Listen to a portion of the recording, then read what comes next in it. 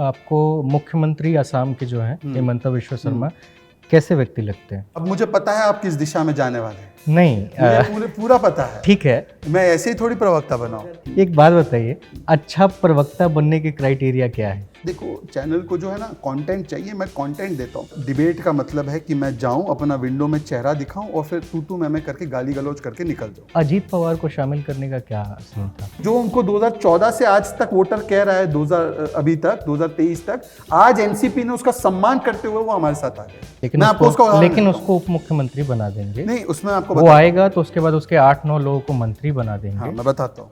और केस चलता बताता हूँ। आपके यहाँ होते हैं तो ये चमत्कारी रहते हैं, हमारे यहाँ आए तो भ्रष्टाचारी हो जाते हैं। ये ओवरनाइट कैसे होता है? चमत्कारी टू भ्रष्टाचारी। भ्रष्टाचारी आपके यहाँ कहाँ होते हैं? आपके यहाँ आके तो वॉशिंग मशीन में घुल जाते हैं। मुझे एक बात बताइए, लिस्ट दूं? नमस्कार सभी को। नमस्कार। बैठिए। मेरी आवाज़ आ रही है? ऑडियो चेक, सबको आवाज़ आ रही है? नमस्कार, गुड आफ्टरनून। नमस्ते, मेरा नाम अनिल शारदा है। नमस्कार। जस्ट के लिए मैं जस्ट एक्सक्लूसिव करके एक इंटरव्यू शो है मेरा, वो मैं करता हूँ। और आपकी शुरुआत में जाना मैं चाहता हूँ कि आप पॉलिटिक्स में कैसे आए? पॉलिटिक्स में आने का ऐसा कोई प्लान नहीं था।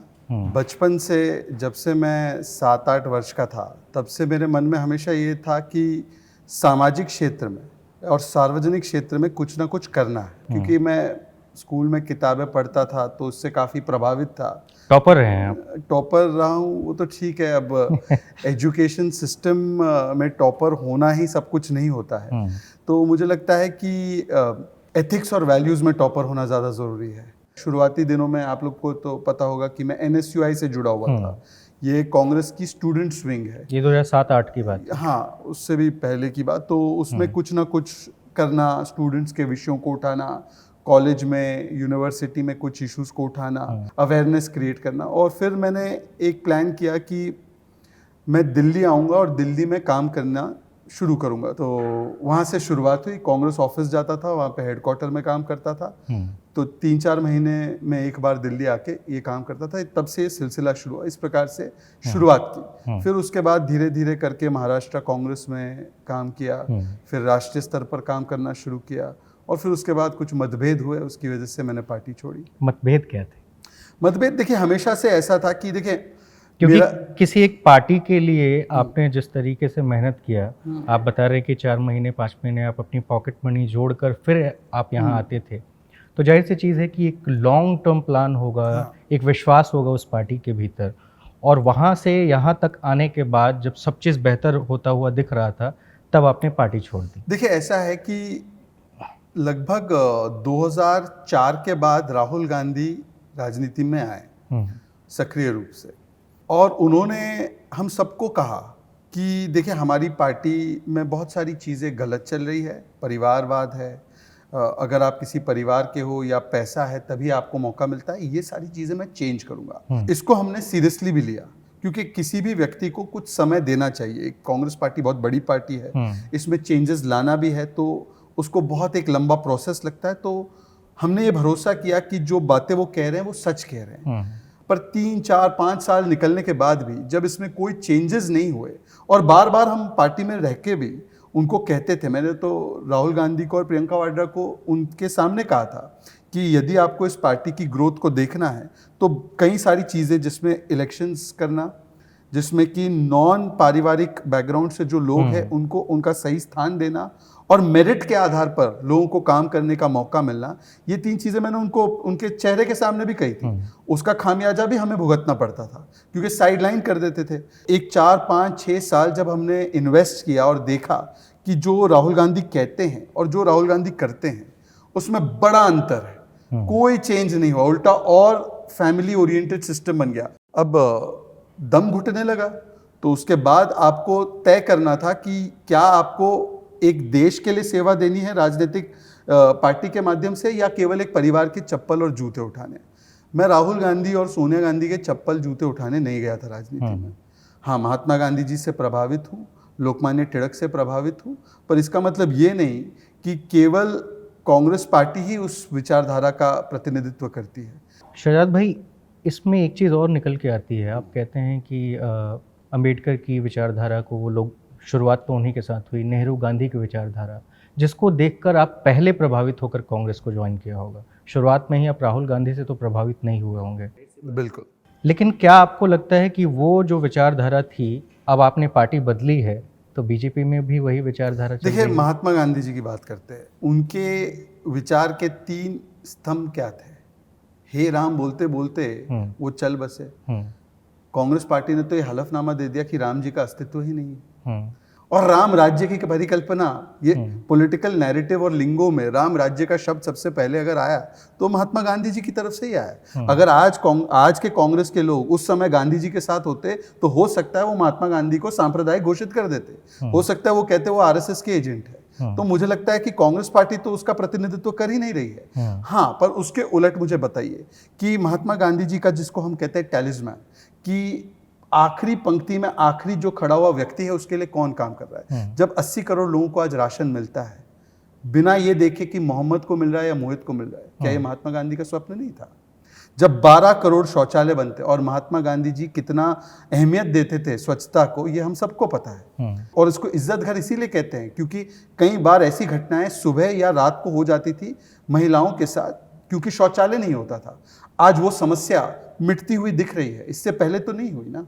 पक्के आवास बनते हैं 3.5 करोड़ लोगों के, या नल से जल के माध्यम से 11 करोड़ घरों तक पानी का जल पहुंचता है। मतलब कि मेरे देश की महिलाओं को, क्योंकि हम पुरुष प्रधान देश है, कई बार यही होता है ना कि एक बाल्टी पानी लाने के लिए महिलाओं को 3-3 घंटे जाना पड़ता है तालाब पे या पानी के स्रोत पे। क्यों? क्या वो पढ़कर आईएएस ऑफिसर नहीं बन सकती है? उसके माथे पर ये क्यों डाल दिया जाता है? तो आज जब नल से जल आता है और वो स्वच्छ पेयजल उनके घर पहुंचता है, तो वो समय वो लड़की या बेटी हमारी पढ़ाई में कर सकती है इस्तेमाल। तो क्या ये महात्मा गांधी का स्वप्न नहीं है? तो मुझे लगता है कि महात्मा गांधी के असली स्वप्न को कौन जमीन पर उतार रहा है और कौन उसका केवल ब्रांडिंग इस्तेमाल करके राजनीतिक रोटियां खा रहा है, ये देश के सामने है। जिन योजनाओं का आपने नाम लिया, नल जल योजना, आपको पता है मैं करीब अब तक 12 या 13 राज्यों में जाके ग्राउंड रिपोर्ट कर चुका हूँ। आज भी ना भारत में ऐसे तमाम राज्य हैं, उन राज्यों के कई सारे ऐसे जिले हैं जहाँ पे पानी नहीं पहुँच रहा। साफ पानी के लिए लोग तरस रहे हैं।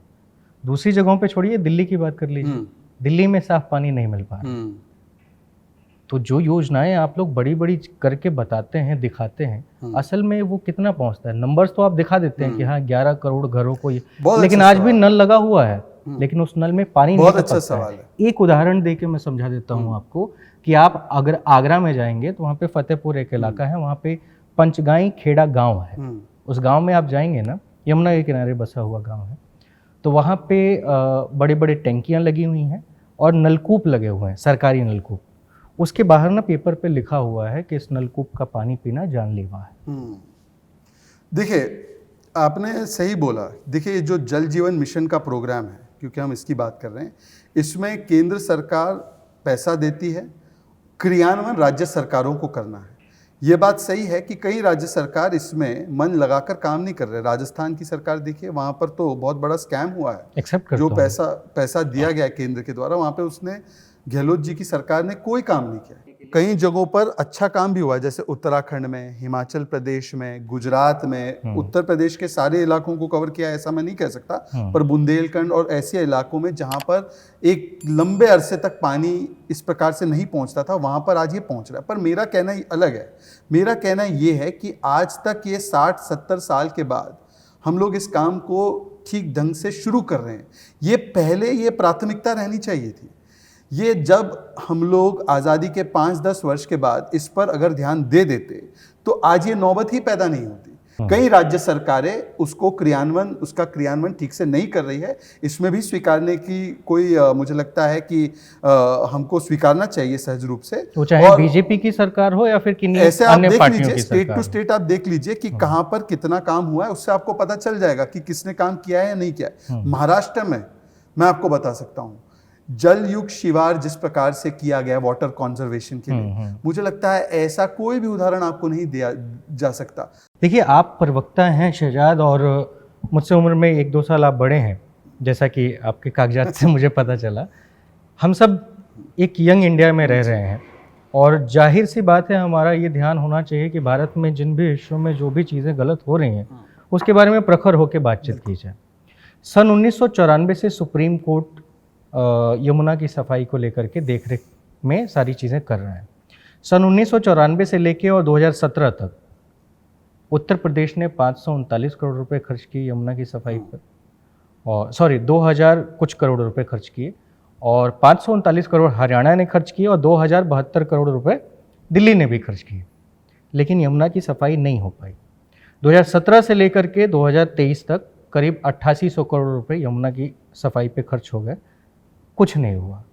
तो अगर कोई सरकार काम नहीं कर रही है तो केंद्र में होने के साथ आपको भी है कि इन सारी चीज़ों को लेकर के आए। तो ऐसा क्यों होता है? आप तो प्रवक्ता हैं, पॉलिटिकल पार्टी के पूरे इकोसिस्टम को ज़्यादा मुझसे बेहतर समझते हैं। ऐसा क्यों होता है कि इतने हज़ार करोड़ रुपए खर्च हो जाते हैं और सफाई नहीं हो पाती है? पैसे जाते कहाँ हैं? क्योंकि हमारे देश में कुछ ऐसे मुख्यमंत्री हैं जिनको सीएम नहीं, उनको डीएम और वीएम कहना चाहिए। डीएम मतलब डिस्ट्रिक्ट मजिस्ट्रेट, डीएम का मतलब है दोष डालने वाला मंत्री और वीएम का मतलब है विज्ञापन देने वाला मंत्री। 2015 में ये खड़े होकर कहते थे 5 वर्ष में यदि यमुना जी को साफ नहीं किया तो आगे से वोट नहीं देना। अब वो जब 2020 का चुनाव आया तो लोग इस 5 साल में कर देंगे वरना आगे वोट नहीं देना।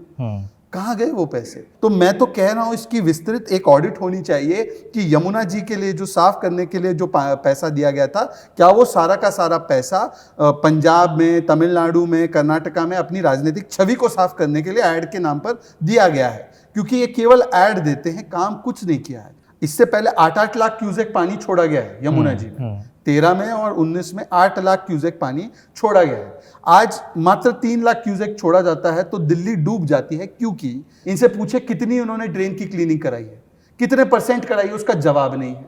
इन्होंने कहा था 1 हफ्ते में हम ड्रेन क्लीनिंग करा देंगे, अभी तो कई महीनों से एमसीडी में है। अब वो कह रहे हैं कि हमने अब देखिए किस प्रकार की राजनीति। हथनी कुंड में अरविंद केजरीवाल IIT से पास आउट, ये IIT वालों को आप फोन कीजिए कि ये असली डिग्री है या नहीं है, या आप उनसे पूछिए जरा। मैं आपको सीरियसली बोल रहा हूं। ये लेटर लिखते हैं अमित शाह जी को कि हथनी कुंड में थोड़ी देर पानी क्यों नहीं रोक लेते आप? बराज में पानी रुकता है क्या? पॉसिबल नहीं। बराज और बांध का इनको अंतर नहीं पता। इनके प्रवक्ता रोज हमसे आके डिबेट पे लड़ते हैं, आपने जो है दिल्ली से साजिश कर दी, हरियाणा से पानी छोड़ा। हाँ, हरियाणा से खट्टर जी घर से लेकर आए थे पानी, हरियाणा का पानी है वो हिमाचल और भाखड़ा से, पंजाब से पानी आ रहा है। क्या खट्टर जी ने, मोदी जी ने फोन किया खट्टर जी को, अरे खट्टर एक काम कीजिएगा, जरा ये पानी दिल्ली की तरफ करवा दो, और उन्होंने करवा दिया। ये किस प्रकार की राजनीति हम करते हैं? इनसे पूछे कहां पे है वो पैसे? विज्ञापन के अलावा कहीं पर भी कुछ नहीं किया। भाई आप एक बात बताइए, जब इस तरह की बयानबाजी आप लोग करते हैं जी, जो भी पार्टी है, क्या समझते हैं कि जनता जो है वो एकदम बेवकूफ़ है, उसके पास दिमाग नहीं है कि भाई पानी ऐसे नहीं ऐसे जाना चाहिए, या फिर अन्य भी चीज़ें कि हर 5 साल में मैं गंगा यमुना में डुबकी लगाऊंगा, आपके साथ लगाऊंगा? क्या आपको लगता है कि अगले 10 साल में भी यमुना में डुबकी लगाया जा सकता है? देखिए ऐसा है कि अरविंद केजरीवाल जी को लगता है कि लोगों को डाइवर्ट और डिस्ट्रैक्ट करके और ये परमानेंट विक्टिमहुड कार्ड खेलकर वो बार बार जो है जनता को प्रभावित कर देंगे। एक आध बार तो जनता आपको मौका दे देती है क्योंकि जनता भी ट्राई और टेस्ट करना चाहती है, परंतु उसके बाद एक लिमिट आ जाती है। इन्होंने अपने शीश महल को बनाने के अलावा, जहां पर करोड़ों रुपए की मार्बल और कारपेट और सारी चीजें हैं, कर्टन है और कमोड 6 लाख का है, उसके अलावा उन्होंने कोई भी वादा पूरा नहीं किया है, केवल अपने लिए ही किया है। जो भी किया है, कोई एक वादा बता दीजिए जो उन्होंने पूरा किया। एक वादा, दिल्ली सरकार का एक वादा। स्कूल की बात करते हैं, आतिशी जी के खुद के इलाके में 16 करोड़ का स्कूल 4 महीने पहले बना, उसकी दीवार टूट गई। ये वर्ल्ड क्लास एजुकेशन मॉडल, और ये बेचे जा रहे हैं और लोग विज्ञापन के नाम पर इसको खरीदे जा रहे हैं। मुझे लगता है कि लोग अब काम तो हुआ है। क्या काम हुआ? आप गिनवा दो कौन सा? अच्छा, मुझे इंफ्रास्ट्रक्चर अच्छे हो गए हैं, एक उसके अंदर वर्ल्ड क्लास हेल्थ मॉडल की बात करते हैं। हाँ अनिल जी, एक नए या 3 नए अस्पतालों का नाम बता दो। वर्ल्ड क्लास हॉस्पिटल में 3 तो नए हॉस्पिटल बनाए होंगे ना, इतनी बड़ी दिल्ली, 2.5 करोड़ की आबादी। 3 हॉस्पिटल का नाम पता है आपको जो अरविंद केजरीवाल ने बनाया? 3 पुराने वाले अच्छे कर दिए। अपना क्या है? आपने तो कहा था कि हम कई नए हॉस्पिटल्स बना देंगे ना, तो आपके नए हॉस्पिटल्स कहाँ हैं? और उसी टाइम में हमने 15 नए एम्स, जिसकी शिलान्यास भी प्रधानमंत्री ने किया, उद्घाटन भी प्रधानमंत्री ने किया। बिलासपुर का एम्स उसका एक उदाहरण है। तो आप क्यों नहीं बना पाए?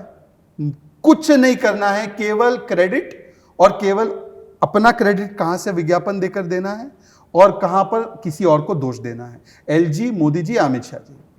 अरविंद केजरीवाल जी ने स्कूल तो अच्छे किए हैं, बट एजुकेशन के नाम पे जो टीचर्स वहाँ पढ़ा रहे हैं वो लोग पुराने ही हैं। तो वहाँ पे उन्हें नया करने के लिए ना तो गवर्नमेंट कोई कदम उठा रही है, ना ही ये कोई कदम उठा रहे हैं। मैं तो कह रहा हूं कि अगर स्कूल इतने अच्छे किए हैं तो आप बता दीजिए ना कि पास परसेंटेज कम क्यों होता जा रहा है। दूसरी बात, ये कैसे पास परसेंटेज को ऊपर करने के लिए 9th और 11th इसमें इतना ड्रॉप आउट है, मतलब कि जिसको लगता है कि ये आगे जाकर नहीं कर पाएगा 10th या 12th क्लियर, तो उसको 9th और 11th में ही ड्रॉप आउट करवा देना या उसको आगे नहीं बढ़ने देना। इस प्रकार से आर्टिफिशियली अपनी ड्रॉप आउट जो पास परसेंटेज है उसको बढ़ाना। तीसरी बात, मैं इनसे पूछना चाहता हूं कि पहले इन्होंने क्या कहा था कि हम नई स्कूल खोलेंगे। अब नई स्कूल भी इनको जब पूछते हैं तो ये कहते हैं नहीं नहीं, क्लासरूम बढ़ा दी हमने, क्लासरूम बढ़ा दी। मुझे एक बात बताइए, मैं अगर आपसे कहूं कि 10 नई ट्रेन लगानी है और फिर उसके बाद मैं आपको एक ट्रेन में 25 बोगी और लगा दूं और बोलूं कि देखो पर बोगी तो लगा दी, तो क्या तर्क है ये? ठीक है, चलिए एक बात बताइए, अच्छा प्रवक्ता बनने के क्राइटेरिया क्या है? अच्छा प्रवक्ता वो होता है जो दूसरों की बात को सुने और जो तैयारी से जाए। केवल अगर आपको लगता है कि मैं जाऊंगा डिबेट में, अब मैं किसी का नाम नहीं लेना चाहता, एक हमारे डिबेटर है, नहीं नाम लेके बताइए खुल के। आप समझ जाएंगे उनकी हरकतों से आप समझ जाएंगे। हाँ। वो हर रोज कोई सब्जी लेकर बैठते हैं और वो सब्जी लेकर बैठते हैं। एक दिन डिबेट खत्म हुई तो उसके बाद मैंने बोला ये सब आप क्यों करते हैं? तो उन्होंने बोला देखो चैनल को जो है ना कंटेंट चाहिए, मैं कंटेंट देता हूँ। देखिए मुझे लगता है कि राजनीति में अगर आप आए हैं तो एक दो चीज़ें हमको नोट करनी चाहिए। प्रवक्ता जो सामने की पार्टी का होता है वो हमारा राजनीतिक दुश्मन नहीं है, वो एक प्रतिद्वंद्वी है। वो हो सकता है कि उसके विचार से कोई और पॉलिसी बेटर हो, कोई और नेतृत्व बेटर हो। आपके हिसाब से कोई नेतृत्व बेटर है। आपको आइडिया का कॉन्टेस्ट कराना है कि किसका आइडिया ज़्यादा श्रेष्ठ है, किसका डिलीवरी ज़्यादा श्रेष्ठ है। ये नहीं कि कोई किसी को नाली का कीड़ा, कोई किसी को हाफ पैंट, कोई किसी को तू ये इस प्रकार की डिबेट चल रही है।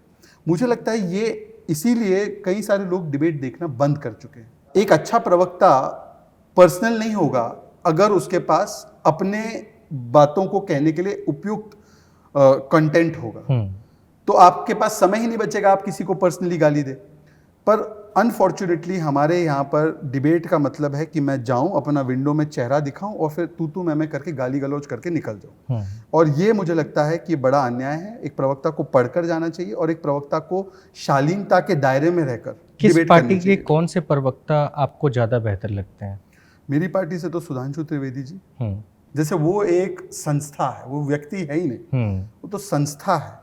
किसी भी विषय पर जितना व्यापक command of knowledge and command of language उन पे है, तो मुझे लगता है कि उस प्रकार से हर प्रवक्ता को बनना चाहिए। मुझे कांग्रेस पार्टी में मनीष तिवारी ठीक है, अभिषेक मनु सिंह भी ठीक है, आलोक शर्मा जी भावनाओं में कई बार बह जाते हैं और फिर वो अपना फोकस छोड़कर वो मीडिया को ही अटैक करना शुरू कर देते हैं। वैसे तो वो बहुत अच्छा बोलते हैं और मैं उनको बड़ा सम्मान भी देता हूँ, मैं उनको बड़ा प्रेम भी करता हूँ, मेरे बड़े भाई की तरह है। केसी त्यागी जी जेडीयू के, वो बहुत अच्छा बोलते हैं।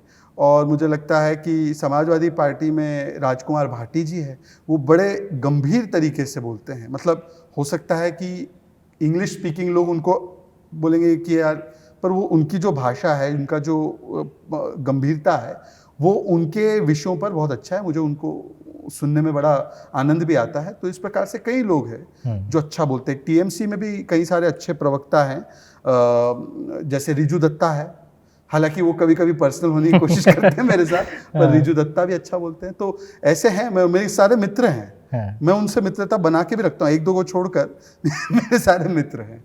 अच्छा एक बात बताइए कि एज अ प्रवक्ता कई बार ऐसा होता है कि कई बार आपके सरकार की पॉलिसीज़ ठीक नहीं होती है, कोई नीति खराब हो गई या फिर किसी दूसरे नेता ने कोई ऐसे विवादित बयान दे दिए जिस पर आपको पता है कि यार इसने गलत किया है, बावजूद इसके आपको डिफेंड करना पड़ता है। नहीं, ऐसा नहीं होता है। I tell you why. क्योंकि हमारी पार्टी बड़ी क्लियर है। जब हमारी पार्टी को लगता है कि हमारी तरफ से कोई गलती हुई है तो उसको बिना कोई लाग लपेट के, बिना कोई इधर उधर किए हम उसको स्वीकारते हैं और उसको फिर हम मानते भी हैं। ये जरूर है कि हमारी पार्टी इनडिसिप्लिन्ड पार्टी नहीं है। इसका मतलब ये है कि अगर हमारी पार्टी में कोई कमी रहेगी या अगर हमारी पार्टी की पॉलिसी में कोई कमी रहेगी तो मुझे इतना कॉन्फिडेंस है, मैं तो केवल एक राष्ट्रीय प्रवक्ता हूं, पर मुझे भी कॉन्फिडेंस है कि यदि मैं 3 पॉइंट भेजूं अपने राष्ट्रीय नेतृत्व से कि मुझे लगता है ये है, ये है, ये है, तो वो मुझे बुलाकर बात भी करेंगे, मुझे उस पर क्या सही है क्या गलत है या वो किस दृष्टिकोण से उसको देखते हैं, ये चर्चा भी बहुत अच्छे तरीके से हमारी पार्टी में होती है। और अगर मैं सही हूं तो उसमें कार्रवाई भी होगी, अगर वो सही है तो मैं उनकी बातों को समझ जाऊंगा। ये इंटरनेट इसी में एक सवाल मैं ऐड करना चाहता हूं कि आपको मुख्यमंत्री असम के जो हैं हिमंता बिश्व शर्मा कैसे व्यक्ति लगते हैं? काबिलियत और क्षमता, अगर आपको देखना है एक परिचय तो वो हिमंता बिस्वा शर्मा जी है। और जिस प्रकार से उन्होंने पूरे नॉर्थ ईस्ट में और खास करके असम में राजनीतिक भी कौशलता दिखाई है और एडमिनिस्ट्रेटिव कौशलता भी जो दिखाई है, मुझे लगता है कि वो बहुत ही एक सुलझे हुए राजनेता भी है। अब मुझे पता है आप किस दिशा में जाने वाले हैं, नहीं मुझे पूरा पता है, ठीक है, मैं ऐसे ही थोड़ी प्रवक्ता मतलब अगर परंतु मैं आपसे कह दूं कि उनकी जो एडमिनिस्ट्रेटिव कैपेसिटी और उनकी पॉलिटिकल कैपेसिटी, ये मुझे लगता है कि वो बहुत ही सक्षम नेता है। एक जगह योगी जी है, एक जगह फडणवीस जी डेप्यूटी सीएम है, एक जगह हिमंता बिस्वा शर्मा। ऊपर से नीचे करने वाला क्या हिसाब किताब है? अब महाराष्ट्र लेके आप चल रहे हैं तो फिर मैं महाराष्ट्र जाने से पहले आसाम से निकल लेता हूँ। इसमें तो आपको कहना चाहिए कि भारतीय जनता पार्टी का कितना बड़ा दिल है। और जो कांग्रेस कहती है हम तो अपने गठबंधन के लिए कितना सैक्रिफाइस कर सकते हैं। हम लोगों की ज्यादा सीटें आई थी बिहार में, फिर भी हमने गठबंधन धर्म निभाते हुए नीतीश जी को बनाया था मुख्यमंत्री, जेडीयू को, जबकि बनना चाहिए था संख्या के आधार पर हमको। आज भी हमारी 105 सीट है महाराष्ट्र में। ओरिजिनली जो शिवसेना और हम साथ लड़े थे, जब उद्धव जी साथ में थे, 161 सीट आई थी। 144 हाफ वे मार्क होता है जब 3 दिन की सरकार हमारी 161 आई थी। उद्धव जी ने हमें धोखा दिया, वो हमारी पीठ में छुरा भोंक कर वो चले गए एनसीपी कांग्रेस के साथ, जिसको हमेशा नकारा था बाला साहेब ठाकरे जी ने, और वहां पर जाकर उन्होंने सरकार बना दी, हमें सत्ता से बाहर कर दिया, कोई समस्या नहीं। पर जब शिवसेना पूरी तरह से हमारे साथ लौट आई ओरिजिनल मैंडेट पर एकनाथ जी के नेतृत्व में, तो 40 सीट वाली शिवसेना को फिर भी हमने मुख्यमंत्री पद दिया, जबकि हमारी 105 सीट है। तो ये हमारा बड़प्पन है। और अच्छा, उद्धव जी मात्र एक मोह के लिए उन्होंने अपनी सारी पार्टी की विचारधारा को किस प्रकार से कॉम्प्रोमाइज किया, वो सामने आपके। अब जब महाराष्ट्र की बात हो रही है तो इसमें थोड़ा सा एक राजनीतिक हिसाब किताब से मैं समझना चाहता हूँ कि जब एकनाथ शिंदे आ गए 40 विधायकों के साथ और आपके पास 105 चीज़ें थी, इधर उधर से करके आपने बढ़िया सी सरकार बना ली, तो अजीत पवार को शामिल करने का क्या सीन था? और आते ही 9 मंत्री जितने आए सबके सब मंत्री बन गए, एक और उप मुख्यमंत्री आपने बना दिया। देखिए आपको मैं बताता हूँ, महाराष्ट्र, क्योंकि मैं खुद महाराष्ट्र से आता हूँ, 2000 मतलब क्या ऐसा डर था कि कहीं एकनाथ शिंदे का, मतलब जो शिवसेना है उनकी, वो विश्वास आज भी नहीं है? क्योंकि जो एक्चुअल शिव सैनिक हैं वो अब भी उद्धव ठाकरे के साथ ही है। नहीं, पहले तो मैं आपको बता दूं कि हर पार्टी में क्या हो रहा है, ये चर्निंग आपको समझना होगा। पार्टियां जो कांग्रेस की गोत्र से निकलने वाली जो पार्टियां हैं, कई सारी पार्टियां, वो एक सिद्धांत के नाम पर कांग्रेस से अलग हुई। शिवसेना की बात नहीं कर रहा हूं मैं, बात कर रहा हूं लेट्स से एनसीपी। जब ये पार्टियां, और ये शिवसेना को भी अप्लाई करता है, जब पार्टियां सिद्धांत केंद्रित छोड़कर संतान केंद्रित होने लगी, और इस प्रकार से संतान केंद्रित कि आप ये नहीं देख रहे हैं कि आगे जाते हुए किसमें सक्षमता है और सक्षम नेतृत्व के हाथ में आप देंगे, केवल पुत्र या पुत्री मोह में। जैसे उद्धव जी को अपने पुत्र का मोह है, शरद पवार जी को अपनी पुत्री का मोह है, तो पुत्र और पुत्री मोह में पार्टी को परिवार समझना तो ठीक है, पर परिवार को ही पार्टी समझना, इस प्रकार की जो गलतियां कर रहे हैं, उनसे फिर क्या हो रहा है कि परिवार अलग होने जा रहा है और पार्टी उनसे हटकर सिद्धांतों पर आ रही है। जैसे एकनाथ जी की बात करो, एकनाथ जी की जो शिवसेना है वो ओरिजिनल शिवसेना है। उन्होंने मैंडेट मोदी जी और फडणवीस जी के बड़े बड़े पोस्टर लगा के लिए थे। उन्होंने जो किया है, उन्होंने कोई धोखेबाजी नहीं की, उन्होंने तो 2019 के महाराष्ट्र की जनता के मैंडेट का सम्मान किया है। ठीक उसी तरह अब आप कहेंगे एनसीपी का क्या? एनसीपी का 2014 के बाद मैं आपको बताता हूं, थोड़ा सा पीछे जाएंगे क्योंकि महाराष्ट्र की राजनीति आपको समझनी होगी। बीजेपी का जो उदय महाराष्ट्र में होने लगा है, 2014 और 19 में हमें 100 सीट से ज्यादा मिली। महाराष्ट्र पहले एक कांग्रेस का गढ़ हुआ करता था, जैसे पश्चिम बंगाल लेफ्ट का गढ़ हुआ करता था एक समय पर।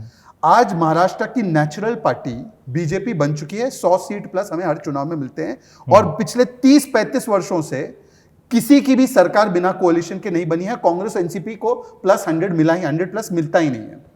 तो नेचुरली महाराष्ट्र की जनता जो है बीजेपी की तरफ वियर करती जा रही है। शिवसेना बीजेपी सत्ता में जब आई 2014 में, हम लोग अकेले लड़े थे, शिवसेना 6 महीना बाहर रही। तब एनसीपी ने, जब उसको सबसे कम वोट सीट मिले थे 41 सीट्स, तब पहले दौर में जब शिवसेना हमारे साथ नहीं थी, एनसीपी शरद पवार जी ने हमें समर्थन दिया था हमारी सरकार बनाने के लिए। आपको ये बात पता है? और उन्होंने क्या कहा, उनका ऑफिशियल स्टेटमेंट आप चेक कर सकते हैं कि महाराष्ट्र के हित में अब एनसीपी बीजेपी को सपोर्ट करेगी।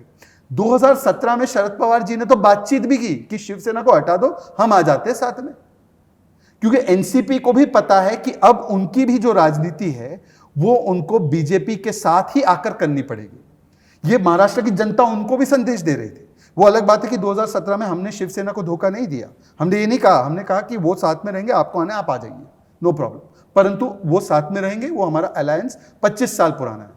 तब एनसीपी ने कहा नहीं नहीं नहीं, शिवसेना तो बड़ी कम्युनल पार्टी, हम नहीं जा सकते। ये उनका बयान है उस समय का।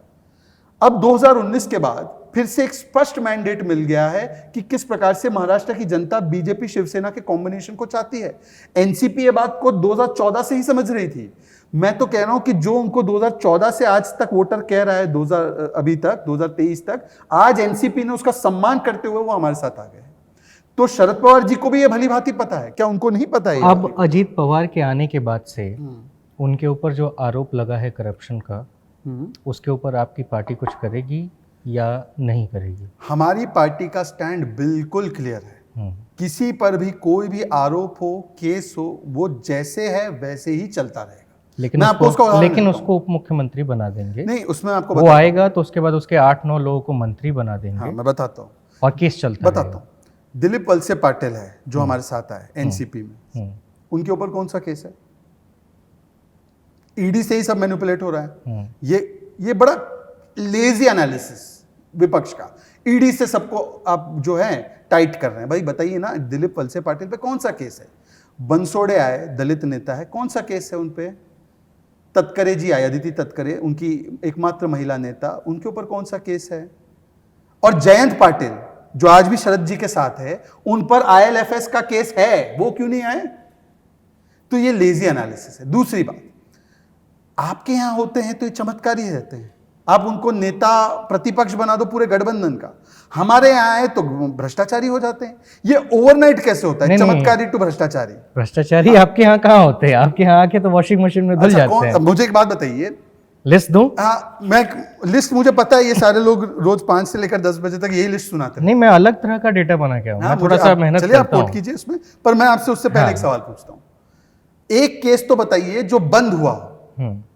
किसी के, आप कह रहे हैं ना आने के बाद केसेस बंद हो जाते हैं, यहाँ उनको क्लीन चिट मिल जाती है। क्लीन चिट मिल जाती है। एक उदाहरण बताइए जिसका हाँ, मैं बता देता हूँ। स्पेसिफिक उदाहरण। प्रवीण डारेकर, हाँ, महाराष्ट्र में 2009 से 2014 तक मनसे के विधायक रहे। उसके बाद 2015 में मुंबई कोऑपरेटिव बैंक में 200 करोड़ का घोटाला उनके नाम पे आया। ठीक, 2016 में बीजेपी में शामिल हुए, विधान परिषद गए। 2022 में आर्थिक अपराध शाखा ने उन्हें क्लीन चिट दे दी। अच्छा, आप मुझे बताइए कि अगर किसी के ऊपर इतना प्रमाण है और कोई भी एजेंसी जांच करने के बाद उसके ऊपर सबूत और तथ्य होने के बाद अगर कोई ऐसी क्लोजर रिपोर्ट डाल देगा तो कोर्ट एक्सेप्ट करेगी क्लोजर रिपोर्ट को? और वहां पे केवल एक साइड के लॉयर नहीं होते हैं, इनमें से जो भी विपक्ष के नेता है उनके भी लॉयर वो खड़े कर सकते हैं कि देखिए इनके खिलाफ ये सबूत है, आप क्लोजर मत करिए। कोर्ट ने क्लोजर दिया है उस पर। दूसरी, मैं आपको इसी का उदाहरण बताता हूं, महाराष्ट्र को ही उदाहरण बना के। प्रताप सरनाइक, प्रताप सरनाइक का नाम आपने नहीं लिया, प्रताप सरनाइक का नाम लेना चाहिए था। प्रताप सरनाइक जब उद्धव सेना में थे, वो हमारे साथ आए। प्रताप सरनाइक जब उद्धव सेना में थे, एमवीए की सरकार, मतलब उद्धव जी की सरकार थी, उनके ऊपर एक केस चल रहा था। उद्धव जी की सरकार ने मुंबई पुलिस के द्वारा ईओडब्ल्यू, इकोनॉमिक ऑफेंसेस विंग से रिपोर्ट डलवाई कि इनका पूरा केस गलत है, इनके ऊपर कोई केस नहीं है। उनकी सरकार थी। हमारी सरकार जून 2022 में बनती है। दिसंबर 2022 में ईडी हाईकोर्ट के सामने खड़ी होकर कहती है कि उस समय जो पुलिस ने रिपोर्ट दी थी वो गलत है, प्रताप सरनायक पर केस चलेगा, यही मोदी जी की गारंटी है। चाहे कोई व्यक्ति हमारे साथ अलायंस में आए ना आए, अगर उस पर केस है तो वो केस चलेगा। मुकुल रॉय की बात कीजिए, हाँ, मुकुल रॉय हमारे उपाध्यक्ष में बने, फिर भी सीबीआई ने उनको नारदास कैंप में बुलाया, उनके से ग्रिलिंग की, और ये लोग कहते थे कि मुकुल रॉय भ्रष्टाचारी को ले लिया। आज मुकुल रॉय टीएमसी में वापस चले गए हैं, तो क्यों लिया है ममता दीदी ने उनको वापस? हमारे यहां थे तो केस चल रहा था, क्यों आपने उनको ले लिया? तो अभी तक आप लोगों ने इनको जेल में क्यों नहीं डाला? जेल में डालना भाई साहब ऐसा है, लालू प्रसाद यादव जेल कब गए और उनको कन्विक्शन पहली बार कब हुई? 34 वर्ष लग गए। हमारी एजेंसी क्यों लगता है सर? क्यों लगता है 34 क्योंकि आपको कोर्ट को पूछना चाहिए। एजेंसी जब चार्जशीट फाइल कर देती है उसके बाद तो मामला केवल कोर्ट का होता है। क्योंकि आप वकील हैं। हाँ, मैं आपको बता रहा हूँ ना। और मुझे खुशी होगी कि आप बताएं कि वो कौन से ऐसे कानून, ऐसी चीज़ें होती हैं या फिर कुछ ऐसा जिसके वजह से किसी के ऊपर जो भी उनके गलतियां की गई हैं उसकी सजा तय करने में इतने साल लग जाते हैं। अनिल जी, मैं तो आपके साथ ही हूँ इस विषय में। आपका जब ये थोड़ा सा प्रोग्राम चल पड़ेगा तो हमारे देश के सबसे बुद्धिजीवी जो हमारे लोग हैं, जो कुछ सर्विंग जजेस है और कुछ रिटायर्ड है, दोनों ही कैटेगरी के लोग अच्छा मीडिया से बोलते भी हैं, उनको जरूर बुलाकर पूछना कि तीस्ता सेतलवाद को एक दिन में 2-2 हियरिंग तो मिल जाती है, पर लालू जी और जो भ्रष्टाचारी होते हैं उनके केस को 34-34 वर्ष कैसे लग जाते हैं, जबकि एजेंसी ने चार्जशीट फाइल कर दी। क्योंकि ये बात आप बहुत सही कह रहे हैं और ये जरूरी भी है, लेकिन मेन क्या है कि आप भी सरकार में हैं, आप जानते होंगे कि चीजें जुडिशरी की सीमा जहां शुरू होती है वहां पर लेजिस्लेचर और एग्जीक्यूटिव की सीमा समाप्त होती है। यदि आप कह रहे हैं कि कोई जज कितना समय एक केस पे क्यों लगाता है, इसका जवाब मैं एज ए राजनीतिक प्रवक्ता कतई नहीं दे सकता, क्योंकि हमारी देश की इंडिपेंडेंट जुडिशरी है। पर मैं ये जरूर कह सकता हूं कि आप देखिए ट्रैक रिकॉर्ड, ईडी के ट्रैक रिकॉर्ड के बारे में बहुत चीजें बोली जाती। ईडी के जो 25 केसेस ट्रायल में गए, चार्जशीट फाइल हो गई, ट्रायल में गए, उसमें से 24 केस में ईडी ने कन्विक्शन करवाया। 97% कन्विक्शन रेट है। मतलब कि ईडी के केसेस कितने स्ट्रॉन्ग तरीके से वो बनाती है और सारे भ्रष्टाचारियों को जेल में डालती है। पर सवाल ये है कि जब चार्जशीट हम डाल देते हैं, एजेंसी डाल देती है, सप्लीमेंट्री चार्जशीट हो जाती है, तब ट्रायल को शुरू होने में और ट्रायल को समाप्त करने में इतना समय क्यों लगता है? इसका जवाब मैं नहीं दे सकता, इसका जवाब केवल जुडिशरी के लोग दे सकते हैं। इसीलिए मैं कह रहा हूं, अब देखिए लैंड फॉर जॉब स्कैम भी जो तेजस्वी यादव पर है, जिस पर पूरा बवाल मचा है, जिस पर उन्होंने हमारे एक कार्यकर्ता को इतनी बुरी तरह से पीटा। ये लोकतांत्रिक है, ये लोकतंत्र बचा रहे हैं। हमारे कार्यकर्ता को पीट दिया, वो मर गया बेचारा। उसमें आप पूछिए कि चार्जशीट, सप्लीमेंट्री चार्जशीट हुई, केस शुरू किसने किया था पता है? ये लैंड फॉर जॉब स्कैम का। ये लैंड फॉर जॉब स्कैम जहां पर औने पौने दाम पे करोड़ों रुपए की जमीन आपने गरीब इंसान से ब्लैकमेलिंग करके ले ली ताकि उसको जॉब मिले। ये पूरा रेलवे में नौकरी दी जाए। हाँ, रेलवे में नौकरी के लिए। ये स्कैम की शुरुआत तब हुई जब जेडीयू ने इस पर शिकायत की थी। आज के उनके राष्ट्रीय अध्यक्ष ललन सिंह ने की थी। जब लालू जी उनके गठबंधन में चले गए कांग्रेस के साथ तो केस बंद कर दिया। अब वो केस रिवाइव जब हुआ उसमें चार्जशीट, सप्लीमेंट्री चार्जशीट हो चुकी है, पर जेडीयू उनके साथ बैठी है। कितना अच्छा आपने बता दिया कि जब वो कांग्रेस के साथ चले गए, कांग्रेस केंद्र में थी, तो केस बंद हो गया। वैसे होता होगा भाजपा में भी। आप मुझे उदाहरण दीजिए ना, स्पेसिफिक कोई किसका। कई लोग हैं मेरे पास, केस बंद करने की बात नहीं कर रहा हूँ, लेकिन उनके ऊपर कुछ हो नहीं रहा है ना। आज आप आए हैं तो आपने अच्छा काम किया कि नहीं? किस स्कैम को लेकर के आपने दोबारा से चार्जशीट फाइल करी, सब चीज़ करवाई और इस पे केस चल रहा है। ठीक, आज आप तेजस्वी यादव के ऊपर आप रेड डलवाते हैं, उनको जेल में जल्दी आप डलवा देंगे अगर सही काम करेंगे। हम किसी को कहीं नहीं डलवा रहे। नहीं, मैं गलत नहीं कह रहा था। जो आपने लूटा है उसका लेकिन वो जो स्कैम जब हुआ था तब ये भी ध्यान रखनी चाहिए कि तेजस्वी की उम्र क्या थी। मुझे बताइए, तेजस्वी की मतलब ऐसे उम्र में भी केस लगाया जा सकता है क्या? एक सेकंड, वो ऑनगोइंग, मैं समझना चाहता हूं, मैं आपको बता रहा हूं, उनका प्रवक्ता नहीं बन रहा। में उनका रोल क्या है वो समझने की कोशिश कीजिए। ऐसा है, वो स्कैम तो तब हुआ जब लालू जी रेल मंत्री थे। लालू जी के रेल मंत्री होते हुए ये स्कैम ये था, ग्रुप सी ग्रुप डी की जो नौकरियां होती है रेलवे में वो डिस्क्रिशनरी तरीके से दी जाती है। उसमें उन्होंने सौदेबाजी ये की कि अपने भी बिरादरी के लोगों से, मान लो 1 करोड़ की जमीन है, उसको 10 लाख में ले ली, 90 लाख की छूट मिली और फिर उसको नौकरी एवज में दे दी।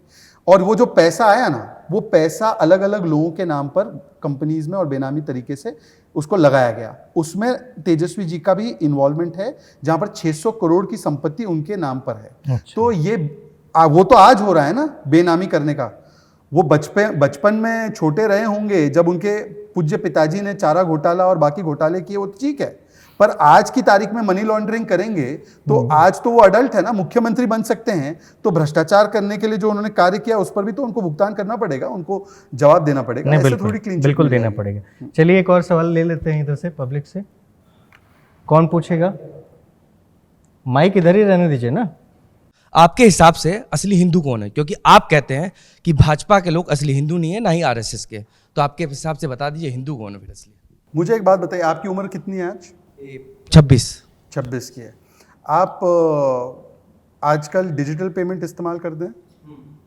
जब आप 11 साल के थे तब आप डिजिटल पेमेंट के बारे में आपने कल्पना की थी? या अगर आपको कोई ऐसे बोलता कि कैश नहीं ले जाना है, मोबाइल फ़ोन से होगा, तो आपकी क्या राय होती? आपकी राय बदली 11 साल की उम्र से 26 साल की उम्र में? राय बदलना प्राकृतिक भी है, साइंटिफिक भी है, और नेचुरल भी है, और नेसेसरी भी है। मुझे बताइए कि बचपन में कई सारे लोग होते हैं जो प्रभावित होते हैं कि कम्युनिस्ट तरीके से हम चले। बहुत सारे लोग होते हैं बचपन में, उनकी शुरुआत इसी प्रकार से होती है कि कट्टर कम्युनिज्म के उस पर वो जाते हैं कि सबके साथ प्रोलेटेरिएट होता है और बुर्जुआ के खिलाफ लड़ाई लड़नी है, और धीरे धीरे धीरे धीरे जब उनके सोच में एवोल्यूशन होता है तो वो सोचते हैं और उनको अंदाज़ा आता है कि नहीं, मार्केट ड्रिवन सिस्टम ही जो है वही देशों को आगे ले जाता है, और कहीं पर भी अब कम्युनिज्म बचा नहीं, चाइना में भी नहीं बचा, वहाँ पर भी कैपिटलिस्ट सिस्टम है। तो ये सोच का एवोल्यूशन, जब आपके पास अन्य फैक्ट्स, अन्य जानकारी आए, ये एक नेचुरल प्रोसेस है।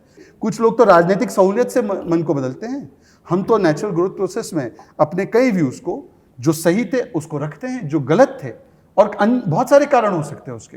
तो अब मैं उन कारणों में नहीं जाना चाहता, मैं आपको कारण बताऊंगा अलग से, तो तब आपको पता चलेगा। मतलब कन्हैया हिंदू नहीं है? देखिए ऐसा है सच्चे हिंदू। देखिए ऐसा है, कन्हैया कुमार, आई थिंक ये वही मंच वाला वीडियो है ना? नहीं, बहुत सारे मंचों के बहुत सारे वीडियो निकाल सकते हैं, निकालना भी चाहिए, इसमें क्या दिक्कत है। कन्हैया कुमार पर तब आरोप लगे थे, ठीक है। उसके बाद हाईकोर्ट में उसका मामला गया। हाईकोर्ट में जस्टिस प्रतिभा रानी ने क्या कहा है, सारे तथ्यों को देखकर, सारी दलीलों को सुनकर, और उसके अलावा बाकी सब तो छोड़ दीजिए, इनके खिलाफ प्रोसिक्यूशन की मान्यता दिल्ली सरकार ने दी है। दिल्ली सरकार तो वैचारिक उनके साथ बंधन रखती है ना एक तरीके से, तो फिर उसको फिर कैसे इग्नोर किया जाए? और सवाल ये भी बनता है कि पर उनके केस में हुआ क्या अभी तक? नारे लगे ना लगे वो तो कोर्ट डिसाइड करेगा, वो तो उस पर दिल्ली सरकार का भी एक पोजीशन है। पर क्या जैसे व्यक्ति अफजल गुरु, जिसको सुप्रीम कोर्ट ने फांसी की सजा उसके लिए मुकर्रर मैं पहले की कह रहा हूँ गलत है, उसके लिए कोई भी प्रोग्राम रखना और उसकी शहादत को, सो कॉल्ड शहादत को सेलिब्रेट करना, या उसको उसका एक प्रकार से उसका शोक मनाना और कहना कि इस देश के अंदर पोस्ट ऑफिस नहीं है, ये post country without post office, देश हम शर्मिंदा है, तेरे कातिल जिंदा है, इस प्रकार का वक्तव्य देना। याकूब मेमन, जिसको 2 बजे रात को कोर्ट खुलकर सुनवाई मिलती है, उसके लिए कहना कि याकूब को इसके लिए लटकाया गया क्योंकि मुसलमान है। इनको क्या अफजल और याकूब के अलावा कोई मुसलमान औरंगजेब के अलावा नहीं दिखता? इनको उस्ताद बिस्मिल्लाह खान में मुसलमान नहीं दिखता, रस खान में नहीं दिखता, इनको एपीजे अब्दुल कलाम में मुसलमान नहीं दिखता, इनको कादरी साहब में मुसलमान नहीं दिखता, इनको मुसलमान केवल औरंगजेब और याकूब और अफजल गुरु में क्यों दिखता है? जब तक उनके ऊपर कोर्ट ने आरोप एकदम निर्धारित नहीं किए थे, हम भी उनको बेनिफिट ऑफ डाउट देते थे, पर कोर्ट के बाद अब क्या बचा है? कोर्ट के बाद तो कम से कम एक सीमा ड्रॉ करनी पड़ेगी। कोई और सवाल? Hi, hello, nice to meet you. तो इन्होंने मेंशन किया about the Hindu thing and whatever. My biggest concern which has been for the longest time. First is that in UP I see a lot of times that there is violence against Muslims. I've seen people being tied up and told to forcefully say Jai Shri Ram. On social media, a lot of times I've seen that whenever a Sikh is shown down, or like Khalistani or whatever, and I feel a lot of this influence comes from the leaders. Why is this happening and how can it be changed, and why is Hinduism such a big?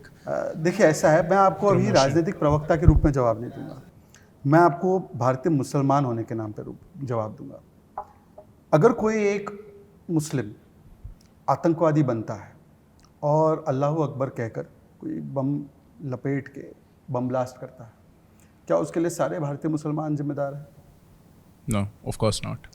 अगर कोई व्यक्ति, हो सकता है कि वो बहुसंख्यक समाज से हो, अगर वो गलत काम किसी के साथ भी करता है, चाहे वो अखलाक की घटना हो, चाहे वो तबरेज़ अंसारी की घटना हो, किसी भी घटना हो, क्या उससे हम पूरे हिंदू समाज को इसका दोष उठाने के लिए कहेंगे?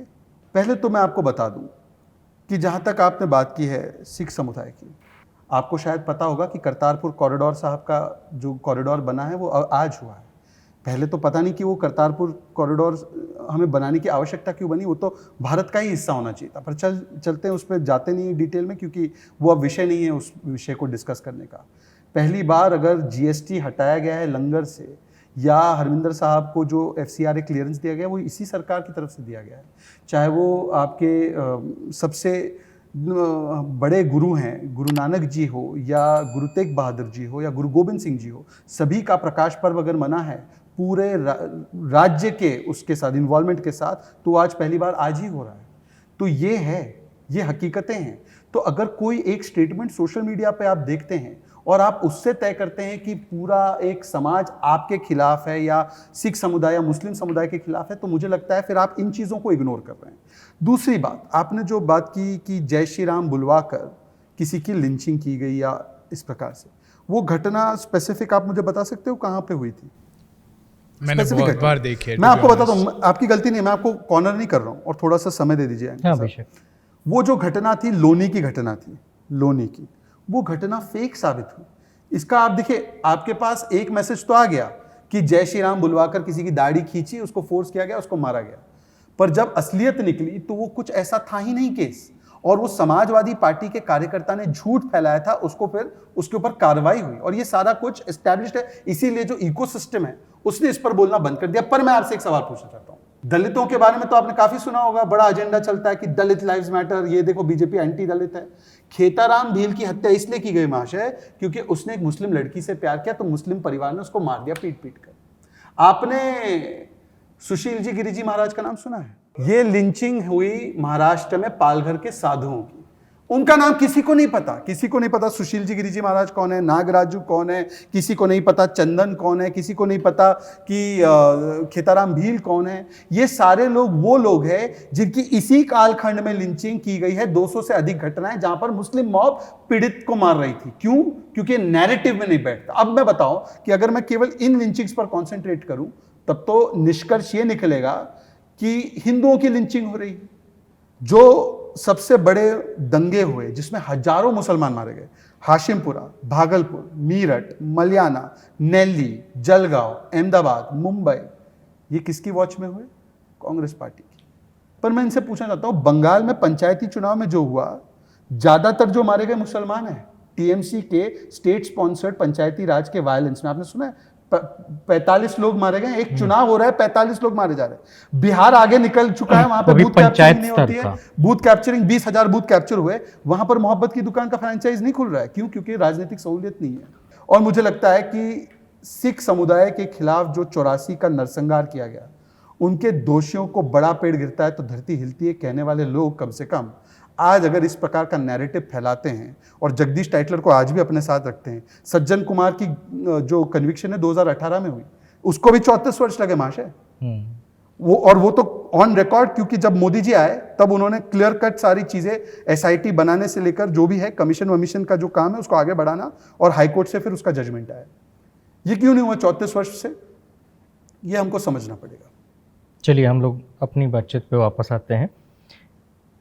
इसी में से एक सवाल मैं ले लेता हूं कि आपने एक दफ़ा कहा था कहीं पे कि कम्युनल हिंदुत्व एजेंडा जो है उसके खिलाफ लड़ने की ज़रूरत है, तो वो क्या सोच के आपने कहा था? मुझे लगता है कि किसी भी धर्म में या किसी भी सोच में कट्टरता गलत है। हाँ। कोई भी जो कट्टरता, जो कहता है ना मैं कट्टर हूं, वो गलत है। अब कई लोग कह रहे हैं मैं कट्टर ईमानदार भी हूं, उनको लग रहा है ये अच्छा शब्द है। कट्टरता होना अच्छा नहीं होता। कट्टरता होना मतलब कि आप किसी भी और थॉट प्रोसेस को आने देने की जगह नहीं दे रहे हो। कट्टरता मतलब कि आप एक विचार, एक सोच को लेकर इतने आप पागलपन दिखाते हो कि आप जो है प्रैक्टिकल और रीजनेबल नहीं, बल्कि केवल एक आपको जो फीड किया गया है उसी पर आप चल रहे हैं। तो कट्टरता किसी भी धर्म में या किसी भी सोच को लेकर, कट्टर कम्युनिस्ट भी खतरनाक है, मतलब कट्टर लिबरल भी खतरनाक है। ये चीज़ कह के आप यह स्पष्ट कर देना चाहते हैं कि भारत में हिंदू राष्ट्र नहीं होना चाहिए? हम तो हिंदू राष्ट्र ऑलरेडी हैं। हम हिंदू राष्ट्र ऑलरेडी है, हिंदू राज्य नहीं है, सेक्युलर राज्य है। संविधान राज्य की बात करता है, स्टेट।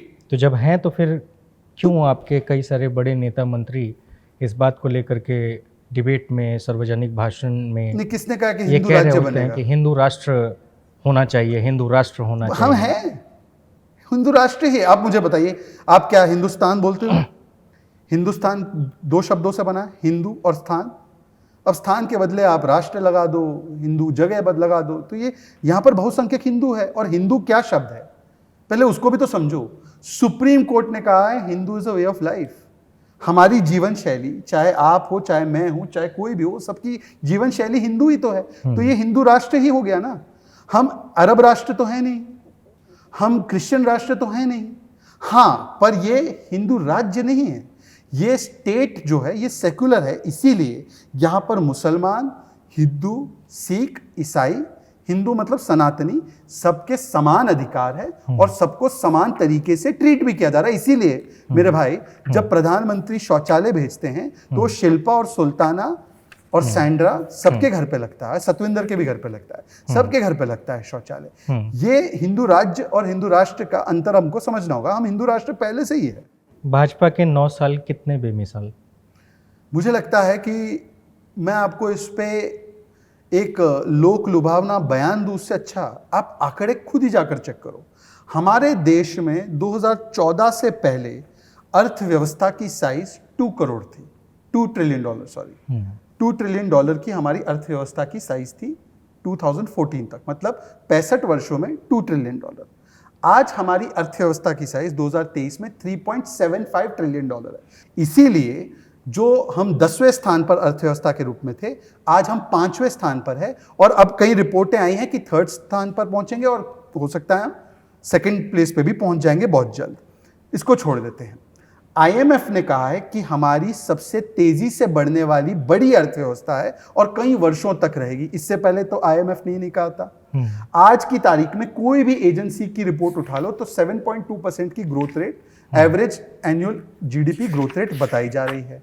और अगर साइमल्टेनियसली अगर आप महंगाई दर उठा दो, एक आध दो क्रॉप्स आप अब उदाहरण देंगे मुझे पता है, पर उसको अगर आप लगा दो, हटा दो, तो अगर आप जनरल ट्रेंड ऑफ प्राइसेस देखेंगे तो जनरल ट्रेंड ऑफ प्राइसेस ये था कि जो यूपीए के जमाने में 10% प्लस कंज्यूमर प्राइस इंडेक्स था, उसी से हम रिटेल इन्फ्लेशन मापते हैं, 10% के ऊपर जो रहता था, आज वो 4.25, जबकि 2 वैश्विक चुनौतियां हैं, यूक्रेन रशिया का क्राइसिस भी है और कोविड की चुनौती से हम अभी उभरे हैं। एग्रीकल्चरल बजट 5 गुना बढ़ा है।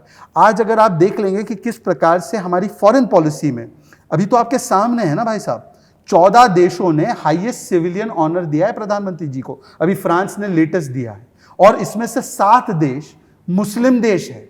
और ऐसे ऐसे मुस्लिम देश, Saudi Arabia most religious, Afghanistan most conservative, Bahrain UAE most prosperous, Maldives most, जहां पे जाने की सबकी इच्छा होती है। ऐसे ऐसे इजिप्ट 90% सुन्नी है, वहां पे अल अजहर यूनिवर्सिटी है, मतलब मुस्लिम थॉट प्रोसेस का वो एपिसेंटर है। ऐसे ऐसे लोगों ने हाईएस्ट सिविलियन ऑनर दिया है। प्रधानमंत्री जेम्स पैर छूते हैं। आज बताइए कि हमने जो अमेरिका में डील साइन की, पहली बार jet engine GEF 414 engine Bharat में बनेगा HAL के साथ। और केवल वो इंजन, अमेरिका तो टेक्नोलॉजी दे रहा है, 80% हमें वो इंजन बनाने के लिए। कल हमने फ्रांस के साथ जो डील साइन की है कि DRDO के साथ दूसरा एक इंजन, जेट इंजन बनेगा भारत में। और 26/11 के बाद तो हम लोग हाथ पे हाथ मलते रह गए। अब जो है देखे कोई हमारी तरफ आंख उठा के, सर्जिकल स्ट्राइक भी होता है, बालाकोट एयर स्ट्राइक भी होता है। तब तो हम जाकर शर्म अल शेख में बोल आते थे कि बलूचिस्तान में हम आतंकवाद फैला रहे हैं। तो ये फंडामेंटल चेंज इन बेहद सम्मान की बात है कि तमाम विश्व पटल पर भारत का नाम बहुत तेज़ी से आगे बढ़ रहा है। हम बड़ी एक इकोनॉमी बन के उभर रहे हैं, 3रे नंबर पे पहुंच जाएंगे, बहुत अच्छी बात है, सम्मान की बात है। उत्तर प्रदेश में गन्ना के किसानों का भाव पिछले 6 साल में कितना बढ़ा है? और आपको पता है कि अभी 2021-22 और 22-23 में, जो कि अभी जा ही रहा है कुछ हद तक, कितने लोगों का, कितने लाख लोगों का पैसा बकाया है? हाँ, आज की तारीख में जो मेरी जानकारी है, गन्ना किसानों का कोई बकाया बाकी नहीं है, जो मेरी जानकारी है।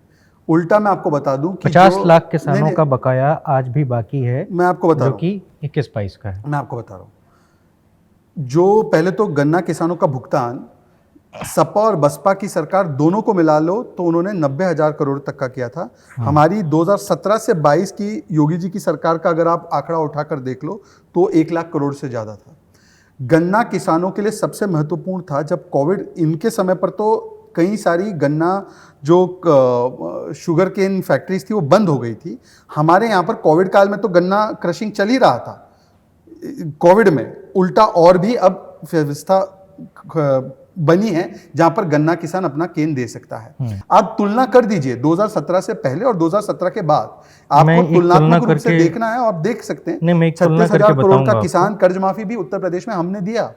ये बातें करते रह गए राजस्थान में, 10 दिन में हम कर्ज माफ करेंगे। आपको याद होगा राहुल गांधी का बड़ा फेमस बयान था, आज तक नहीं दिया। 19,000 किसानों की जमीन खींच ली गई, पर उत्तर प्रदेश में 36,000 किसानों को अपार्ट फ्रॉम किसान सम्मान निधि उनको किसान कर्ज माफी मैंने मिली। कोशिश करी है, अगर गहलोत साहब मिल जाएंगे तो पक्का ये सवाल पूछे जाएंगे। प्रधानमंत्री की ओर से किसान सम्मान निधि दी जाती है, साल भर में करीब 6,000 रुपये दिए जाते हैं, ये दिया जाता है ना। और आप सोचिए, उदाहरण के लिए मैं समझा रहा हूँ कि अगर एक टमाटर के किसान का जो व्यापारी है उसको उसके फसल का रेट नहीं मिल पाया, आज भले 150 हो गया है लेकिन इसके पहले 10 रुपया 20 रुपया भी चल रहा था, तो वहाँ पे एक किसान अपना फसल लेके आता है और उसको बाद में जो पैसा मिलता है ना उसको 3.5-4 रुपये अपनी जेब से देना पड़ता है। रीज़न क्यों? क्योंकि उसकी MSP तय ही नहीं हुई। तो उसने क्या किया ना, अपना पूरा ट्रॉली से भरा हुआ टमाटर सड़क पे फेंक दिया। ये कुछ महीने पहले की बात है। अब क्या हुआ कि मैंने उसको साल में एक बार 6,000 रुपये दे दिया, मतलब प्रधानमंत्री जी की योजना से। उसके 6,000 रुपये में उसका क्या होगा सर, बताएंगे? देखिए, मैं आपको पहले तो बता दूं कि ये जो हम लोग किसान सम्मान निधि देते हैं वो कोई प्राइस स्टेबिलिटी फंड नहीं है। ये एक कॉस्ट इनपुट को सब्सिडाइज करने का फंड है कि हमारे किसानों की आमदनी बढ़ने के लिए एक तो आपको उसकी आमदनी बढ़ानी है, उसके पास मार्केट एक्सेस होना चाहिए, और दूसरा उसका इनपुट कॉस्ट कम होते जाना चाहिए। इनपुट कॉस्ट कम होगा, मार्केट एक्सेस बढ़ेगा और मार्केट में उसको अच्छा प्राइस मिलेगा तो उसकी आय जो है वो बढ़ेगी। ठीक है, चलिए कुछ और सवाल ले लेते हैं। सर मेरा सवाल है आपसे, आप जैसे कांग्रेस से स्विच करके बीजेपी में आए हैं, तो बीजेपी में पहले मुस्लिम लीडर थे मुख्तार अंसारी नकवी और अंसारी नहीं भाई, मुख्तार अब्बास नकवी। अंसारी तो समाजवादी के थे, सॉरी, वो तो जेल अब कन्विक्ट हुए हैं। मुख्तार अब्बास नकवी और शहनवाज हुसैन। तो इन लोग आज मतलब जो स्थिति है वो देख के आपको डर नहीं लगता कि मतलब ये लोग एकदम साइडलाइन कर दिए गए हैं 2014 के बाद? शाहनवाज जी बिहार की राजनीति में बिल्कुल सक्रिय मंत्री थे जब हमारी। मैं सर राष्ट्रीय राजनीति की बात कर रहा हूँ। नहीं, भाई ऐसा है, देखिए, एक तो मैं आपको बता दूं कि भारतीय जनता पार्टी में एक बहुत ही अच्छा प्रोसेस है कि कोई व्यक्ति अपने आप को वहाँ पर आजीवन मैं यहीं पर रहूँगा ऐसा नहीं सोचता कोई। भारतीय जनता पार्टी का हम सब कार्यकर्ता है और सभी लोगों को पता है कि हमें अपना एक किरदार और योगदान देना है और आने वाली पीढ़ी को भी ग्रूम करके जाना है। मतलब कि मेरे आगे कौन होगा। आपको पता है सबसे ज़्यादा अगर शहजाद पूनावाला को कोई फ़ोन करके हिदायत देता है या प्रोत्साहन देता है तो यही मुख्तार जी है। ये फ़ोन करके बोलते हैं बहुत अच्छा, ऐसे बोला, ऐसे भी बोला करो, ऐसे भी करा करो। हमारी पार्टी में कोई पद से चिपका हुआ व्यक्ति नहीं है। और जहाँ तक शाहनवाज जी की बात है, शाहनवाज जी माशाल्लाह उनकी राजनीति के बहुत वर्ष अभी भी बाकी है।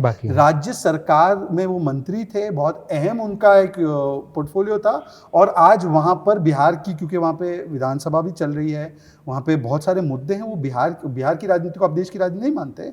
बिहार ही तो सब कुछ चला रहा है, सब नीतीश बाबू ही तो लगे हुए हैं पूरे देश को एक करने के लिए, विपक्षी एकता के लिए। अगला क्वेश्चन। हेलो सर, हम लोग न्यू इंडिया में रह रहे हैं, डिजिटल एरा में रह रहे हैं। और सर इसमें क्या है कि बहुत, अगर हम छोटे शहरों में जाएं, अगर यूपी के किसी दूर दराज ज़िले में चले जाएं, तो यही डिजिटल एरा जो है व्हाट्सएप यूनिवर्सिटी के थ्रू चाइनीज़ विस्पर की तरह इन्फॉर्मेशन पहुंचाता है। तो सर जैसे कुछ कानून है, जैसे अभी यूसीसी चल रहा है, तो सर वहाँ आपके विरोधी दल के किसी नेता ने बयान दिया कि अगर ये कानून आएगा तो ऐसा वैसा हो जाएगा, और लोग इन चीज़ों पे बिलीव करना शुरू कर देते हैं। तो मुझे लगता है सर एक जनता की थोड़ी सी ऐसी शिकायत रही है कि जीएसटी भी आया तो वो लोग समझ नहीं पाए, वही यूसीसी को लेकर भी है। तो सर क्या आप एक पार्टी के प्रवक्ता होने के नाते क्या आप लोगों की ऐसी कोई स्ट्रैटेजी होनी चाहिए कि जिससे आप पहले लोगों को एजुकेट कर पाएँ ताकि इस कानून के बारे में सही इन्फॉर्मेशन जाए, या फिर ये क्या है एक्चुअली लोगों तक पहुंचाया जाए? आपका बहुत अच्छा सवाल है। एक ही चीज़ मैं कहूँगा, एनआरसी का ड्राफ्ट आपने कभी देखा? नहीं देखा ना।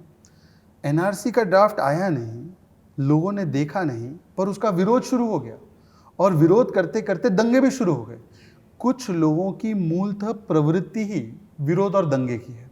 उसमें अगर हम ये कह दें ना कि ऑक्सीजन अच्छा है, तो वो नाक पकड़कर बैठ जाएंगे, बोलेंगे ऑक्सीजन लेना ही नहीं है, इस ऑक्सीजन में जहर मिलाया है, जैसे हथनी कुंड से हमने पानी छोड़ा है। ज़्यादातर जो लोग हैं ये पॉलिटिकली मोटिवेटेड लोग हैं। कोई ये जो विरोध और दंगा करने वाले लोग जो हैं, ये कोई आम नागरिक नहीं है। आम नागरिक समझती हैं, आम नागरिक ये भी समझती है जब 370 हटा है तो क्या बदलाव हुआ है जम्मू कश्मीर में। पर ये मोबिलाइजेशन करने के लिए कुछ लोग झूठ को फैलाते हैं, मिस इन्फॉर्मेशन विस्पर कैंपेन चलाते हैं, और इसका सही समय पर उसका काउंटरिंग भी किया जाता है और भी करना चाहिए। परंतु ऐसी जो स्ट्रेटेजिकली ये कर रहे हैं, ये करते ही इसलिए हैं ताकि एक चीज़ को गलत तरीके से उसको बताकर उस पर दंगे किए जाए, उस पर इस प्रकार का माहौल बनाया जाए। किसी और का और कोई सवाल? तो सर मैं एज अ यूथ आपसे ये क्वेश्चन पूछना चाह रहा हूँ कि आपने अभी तक जितने भी दोष अदर पार्टीज़ पे लगाए हैं, जैसे कि DM, VM, degree, Sheesh Mahal hospital, debate का स्तर, इनडिसिप्लिन, बगावत, फेक न्यूज़, डबल स्टैंडर्ड, कट्टरता और आधी क्लिप। अच्छा, पर एक बात मेरे भाई, हाँ। वो दिल्ली में वो सरकार चला रहे, मैं विपक्ष में हूँ ना। हाँ, मैं वही कह रहा हूँ। ऐसा मत समझो कि हमारी सरकार बिल्कुल बिल्कुल। आपने जितने भी ये सारे दोष लगाए हैं अदर पार्टीज पे, उन्हीं सारे सवालों पे अकाउंटेबिलिटी कहते हैं। उन्हीं सारे सवालों पे आपकी पार्टीज को भी खड़ा किया जा सकता है कटघरे में। बिल्कुल। अच्छा चलिए, कुछ प्रैक्टिकल पॉलिटिक्स होती है उस पर सवाल नहीं करते हैं, लेकिन मैं एज अ यूथ ये जानना चाहता हूँ कि क्या राजनीति अभी भी जनता की भलाई के लिए की जाती है, या राजनीति अब केवल दोषारोपण करके पावर अक्यूमुलेशन का खेल बन गई है, जिसमें जनता इन्हीं सब चीज़ों में, उलझुल चीज़ों में फंस जाती है और अपने सवाल करना भूल जाती है? देखिए, सवाल कौन कर रहा है वो महत्वपूर्ण है। जैसे जब एक राज्य में सरकार किसी की हो और उसको अकाउंटेबल बनाने के लिए, उसकी जवाबदेही तय करने के लिए जब विपक्ष के लोग सवाल पूछे, तो वो दोषारोपण नहीं होता। मेरी बात सुन लीजिए, दोष लगाना तब होता है जब आपके पास सारी कुछ चीजें हो, आप सत्ता चला रहे हैं और आप विपक्ष को बोल रहे हैं कि विपक्ष ने जो है ये कर दिया। मैं आपको इसका उदाहरण देता हूं। अभी पश्चिम बंगाल में हिंसा हुई, जबरदस्त हिंसा, 45 लोग मारे गए।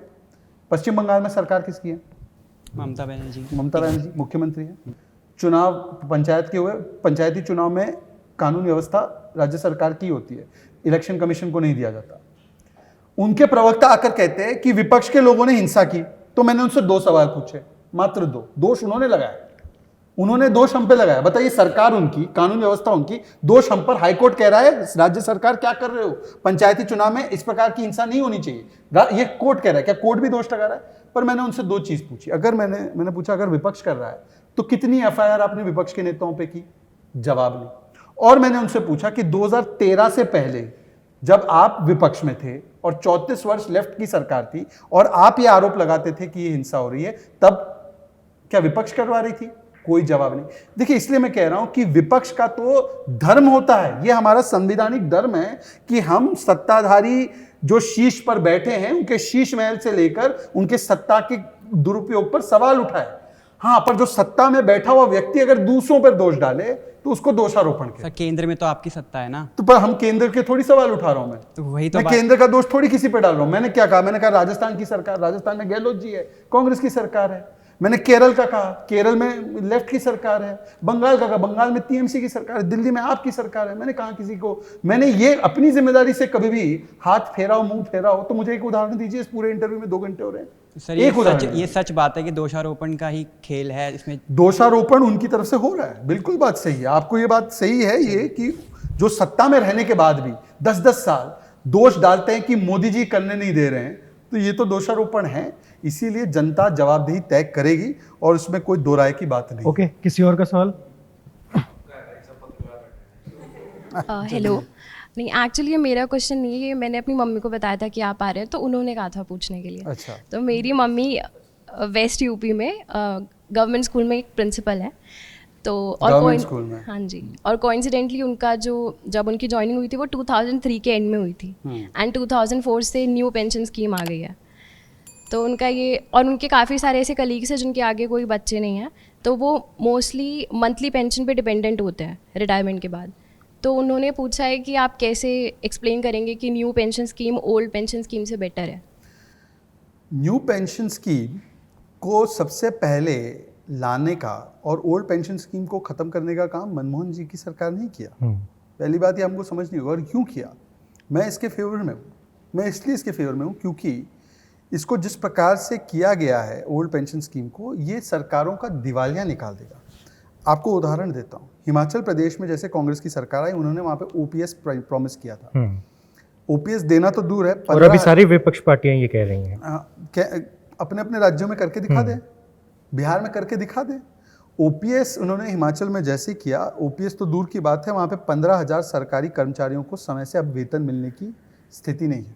यही स्थिति पंजाब में है, क्योंकि हर राज्य के करोड़ों करोड़ों रुपए के एक तो उनका डेट है। आपको रेवेन्यू का सोर्स बढ़ाने के बदले आप जो है और डेफिसिट का सोर्स बढ़ाने की बातें कर रहे हो। आप एक जो फिस्कल डेफिसिट होता है या जो आपको मेंटेन करना है कि स्टेट का बजट, आपकी माताजी एक या आप कोई भी होम मेकर को भी देखे, मेल हो या फीमेल हो, दोनों ही होम मेकर बन सकते हैं। हम उतना ही खर्च करते हैं ना जितना हमारी जेब में है, या जेब में 5 रुपये और खर्च करेंगे 50 रुपये, ऐसा तो कोई नहीं करता। स्टेट्स भी ऐसा नहीं कर सकते।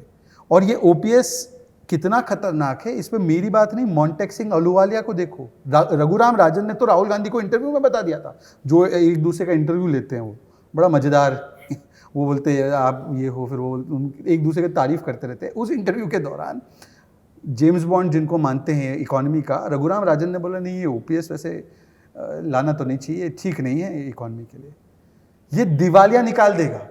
आज हमारी प्राथमिकता जो आपने सरकारें चला रहे हैं उसके फैसिलिटीज़ का, इसके जो हमारी जो रिसोर्सेज है उसका इंफ्रास्ट्रक्चर बिल्डिंग, और उसमें जो गरीब और जो समाज के जो सबसे वंचित भाग है उनके विकास के लिए उसकी प्राथमिकता होनी चाहिए। स्किल इंडिया करके एक 2015 में शुरू हुआ था, एंड वहाँ बोला गया था कि 40 करोड़ इंडियंस को हम लोग स्किल 2022 डेवलप करेंगे, skill करेंगे। 2022 तक।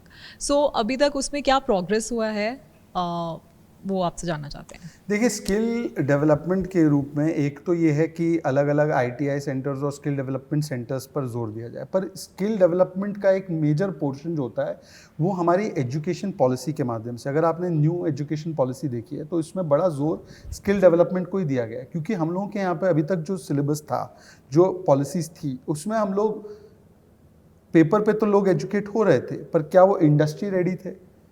और आज की तारीख में जब एआई आर्टिफिशियल इंटेलिजेंस है, हम लोग इंडस्ट्री 4.0 की तरफ बढ़ चुके हैं, इसमें लीड लेना है हमको।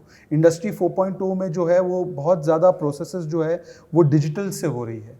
तो इस प्रकार से जो स्किल ट्रेनिंग है वो किस चीज़ में दी जानी चाहिए, इसके लिए एक एनईपी में एक पूरा विस्तृत उसमें कार्यक्रम रखा गया है। और अब हर स्टेट में अपने अपने एजुकेशन सिलेबस को अपडेट और अपग्रेड किया जा रहा है कि स्किल्ड हो ज़्यादा लोग और अपने प्रेफरेंसेस से वो इस इंडस्ट्री 4.0 में योगदान दे सके। केवल हम लोग जो आउटडेटेड एक सोच रहे थे तरीका इसको कि भाई इसको इस चीज़ में स्किल करना है, वो भी अब पुराना हो चुका है। अब हमें नए तरीके से करना है, जहाँ पर हो सकता है कि जैसे अब कोडिंग, चैट जीपीटी से हो सकता है कोडिंग ही हो जाए। तो स्किल क्या चीज़ की देनी है आपको? स्किल देनी है सॉफ्ट स्किल्स की। आपको स्किल देनी है कि कैसे वो चैट जीपीटी इस्तेमाल कर सके, नॉट नेसेसरली कोडिंग की। तो अलग अलग लोगों को अलग अलग तरीके से अपनी रुचि के हिसाब से स्किल एजुकेशन में ही मिले, इसकी व्यवस्था और इसकी नींव एनईपी ने रख दी है। अब इसको क्रियान्वित करना है ताकि हम लोग इंडस्ट्री रेडी रहे, इंडस्ट्री 4.0 के लिए रेडी रहे, इंडस्ट्री 5.0 के लिए रेडी रहे। तो ये तरीके से, और चीज़ें जो है ये डायनामिक होती है, इसमें कोई ये नहीं होता है कि 10 साल पहले जो किया था वही तरीका आगे तक अपनाना है। इसमें डायनामिक प्रोसेस के हिसाब से आपको चेंजेस भी करने पड़ते हैं। Industry is moving very fast, technology is moving very fast, तो इसके हिसाब से भी आपको स्किल अपग्रेडेशन करना है। You mentioned about NEP. तो NEP को लेकर there was a lot of confusion. So I just want to know with NEP what sort of reforms are we looking at? Like 5 years down the line or 10 years down the line, what's going to happen?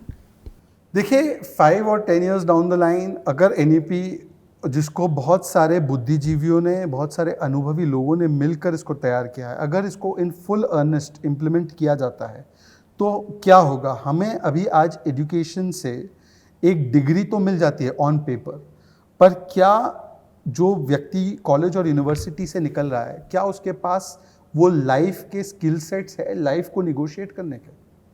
नहीं है। मैंने आज जो भी चीज़ें की अपनी ज़िंदगी में, मुझे मेरी स्कूल की एजुकेशन, आपने मुझे बोला कि मैं टॉपर हूँ, पर मेरी स्कूल की एजुकेशन का मेरी लाइफ में बहुत लिमिटेड, नाम मात्र एक योगदान रहा है। आप लोग अपना अपना अनुभव भी देख सकते हो। जो भी कुछ यहाँ पे कोई कर रहा है वो उसका वो अलग स्किल सेट्स आपने एक्सपीरियंस से देखी है या मिली है, आपको स्कूल में ही नहीं मिली है। School should be a ground, a fertile ground for giving you life skill sets, value systems and certain amount of soft skills जो आपको हेल्प करें निगोशिएट करने में लाइफ के किसी भी चैलेंज को। वो आपको स्कूलिंग मिलनी चाहिए, वो स्किल सेट्स, और इसी को रखा गया है एनईपी में, जो मैं आपको बड़े वेग तरीके से बता रहा हूँ। पर NEP does not focus on giving you, it gives you a larger perspective on how to negotiate in the challenges of industry, life and economy.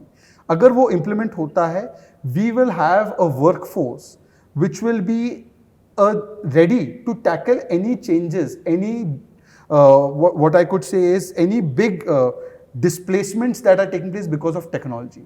That's how equipped our workforce will be, and that's what we should be aiming for, making a modern workforce that can actually handle these big changes that are going to take place due to technology.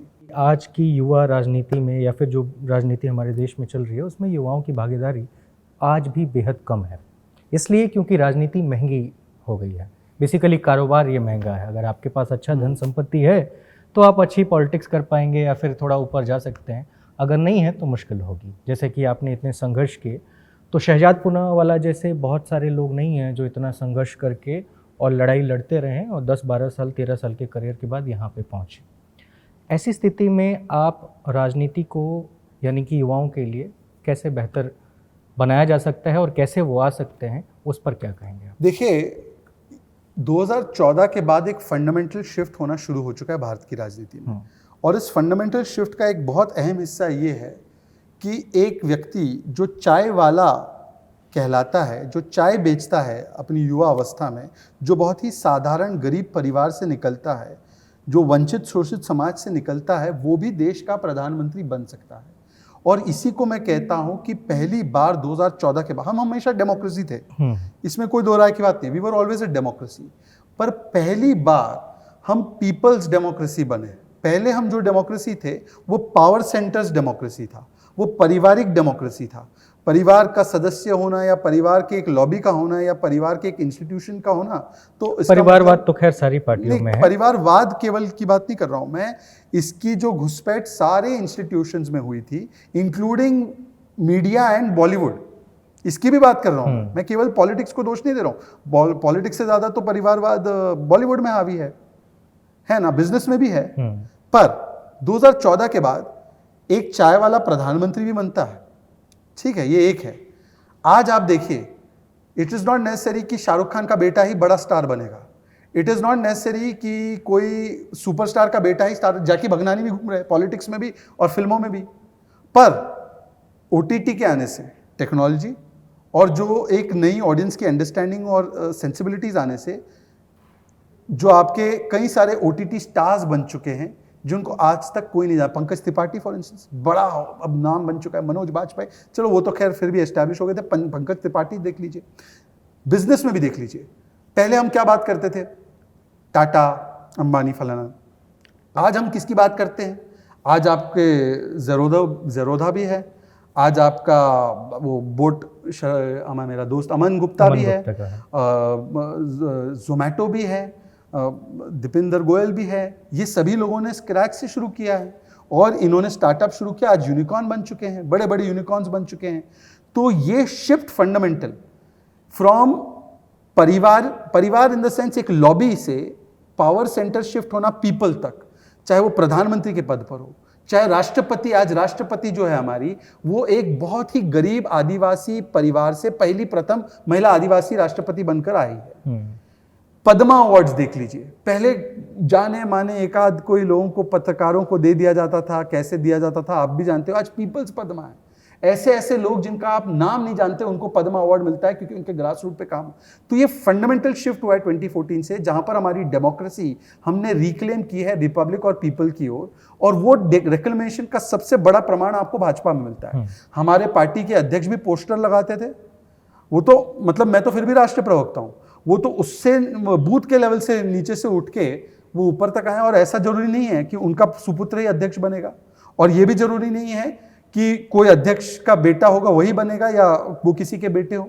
और प्रधानमंत्री पद पे भी किसी का reservation नहीं है, यहाँ पर चाय वाला भी प्रधानमंत्री बन सकता है। तो ये फंडामेंटल शिफ्ट जो है, ये भाजपा इसको पूरे देश में भी सिस्टम्स में चैनलाइज कर रही है और अपने खुद के पॉलिटिकल ऑर्गेनाइजेशन में भी चैनलाइज कर रही है।